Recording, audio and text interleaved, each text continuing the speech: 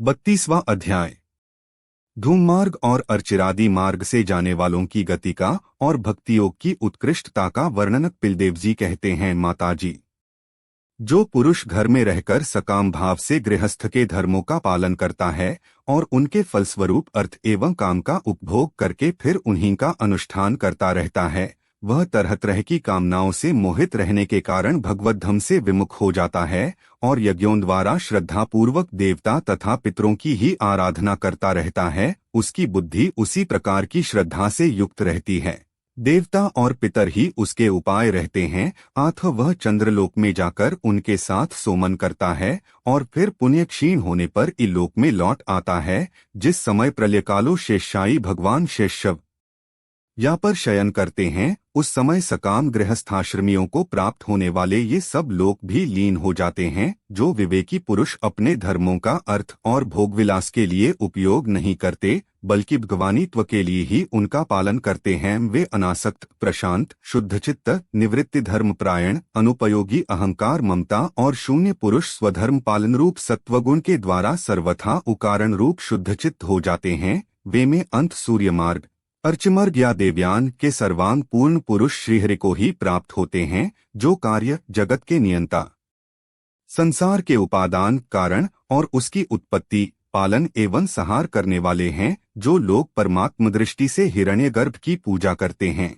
वे दो परार्ध में होने वाले ब्रह्माजी के प्रलय पर्यंत उनके सत्यलोक में वही रहते हैं। 8 जिस समय देवता से श्रेष्ठ ब्रह्माजी अपने द्विप्रार्ध काल के अधिकार को भोगकर पृथ्वी, जल, अग्नि, वायु, आकाश, मन, इंद्रिय, वे उनके विषय, शब्दादि और अहंकारादि सहित संपूर्ण विश्व का संहार करने की इच्छा से त्रिगुणात्मिका प्रकृति के साथ एक रूप से निर्विशेष परमात्मा में लीन हो जाते हैं। उस समय प्राण और मन को जीते हुए वे विरक्त योगीगण भी देह त्याग कर उन भगवान ब्रह्माजी में ही प्रवेश करते हैं और फिर भी किसी के साथ परमानंद स्वरूप पुराण पुरुष परब्रह्म में लीन हो जाते हैं, इससे पहले कि वे प्रभु में लीन न हो, क्योंकि अब तक वे अहंकारी शेष थे। इसलिए माताजी, अब तुम भी अधिक भक्तिभाव से उन श्रीहरि की ही चरण शरण में जाओ। सभी प्राणियों का हृदयकमल ही उनका मंदिर है और कर्म भी मेरा प्रभाव सुन ही लिया है। वेदगर्भ ब्रह्माजी भी, जो समस्त स्थावर जंगम प्राणियों के आदि कारण हैं, मरीचि आदि ऋषियों,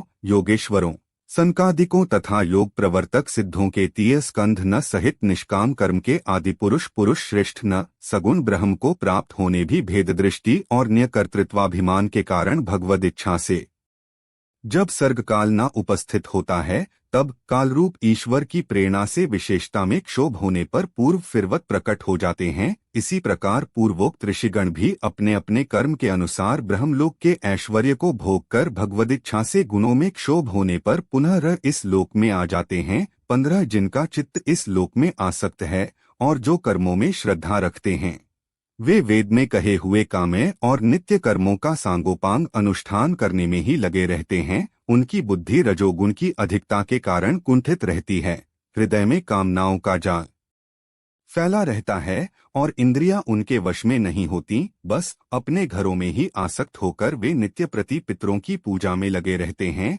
ये लोग अर्थ, धर्म और काम के ही परायण होते हैं, इसलिए जिनके महान पराक्रम अत्यंत कीर्तनीय हैं। उन भव भयहारी श्रीमधुसूदन भगवान की कथा वार्ताओं से तो ये विमुख ही रहते हैं। हाय विष्ठा भोजी कुकर सुकर आदि जीवों के विष्ठा चाहने के समान जो मनुष्य भगवत कथामृत को छोड़कर निंदित विश्व वार्ताओं को सुनते हैं, वे तो अवश्य ही विधाता के मारे हुए हैं। उनका बड़ा ही मंद भाग्य है। गर्भाधान से लेकर त्यष्टि तक सब संस्कारों को विधिपूर्वक करने वाले ये सकामकर्मी सूर्य से दक्षिण ओर के पितृयान या धूममार्ग से पितरीश्वर अर्यमा के लोक में जाते हैं और फिर अपनी ही संतति के वंश में उत्पन्न होते हैं। माताजी, पितृलोक के भोग लेने पर जब उनके पुण्य क्षीण हो जाते हैं, तब देवता उन्हें वहां के ऐश्वर्य से च्युत कर देते हैं और फिर उन्हें विवश लौंच ही इस लोक में गिरना पड़ता है। इसलिए माताजी, जिनके चरणकमल सदा भजने योग्य हैं, उन भगवान का तुम वैसे के गुणों का आश्रय लेने वाली भक्ति के द्वारा सब प्रकार से मन, वाणी और शरीर से भजन करो। भगवान वासुदेव के प्रति किया हुआ भक्तियोग तुरंत ही संसार से वैराग्य और ब्रह्म साक्षात्कार रूप ज्ञान की दृष्टि करता है। लगभग सभी विषय भगवद रूप होने के कारण समान हैं। इसलिए जब इंद्रियों की वृत्तियों के द्वारा भी भगवत भक्त का ध्यान उनमें प्रिय विराट रूप विषमता का अनुभव नहीं करता, सर्वत्र भगवान का ही दर्शन करता है, उसी समय वह संगणित, सभी में समान रूप से स्थित, त्याग और ग्रहण करने योग्य, दोष और गुणों से अनुपयोगी, अपनी महिमा में आरूढ़ अपनी आत्मा का ब्रह्म रूप से साक्षात्कार करता है। वही ज्ञान स्वरूप है, वही परब्रह्म है, वही परमात्मा है, वही ईश्वर है, वही पुरुष है, वही एक भगवान स्वयं जीव, शरीर, विषय, इंद्रियों आदि अनेक रूपों में प्रकट होता है। संपूर्ण संसार में आसक्ति का अभाव हो जाना, बस यही योगियों के सब प्रकार के योग साधन का एकमात्र अभीष्ट फल है। ब्रह्मा एक है, ज्ञान स्वरूप और निर्गुण है, तो भी वह बाहरी वृत्तियों वाली इंद्रियों के द्वारा भ्रांतिवश शब्दादि धर्मों वाले विभिन्न पदार्थों के रूप में भास रहा है। जिस प्रकार एक ही परब्रह्म महत्वपूर्ण तत्व वैकारिक, राजस और तामस 3 प्रकार के अहंकारी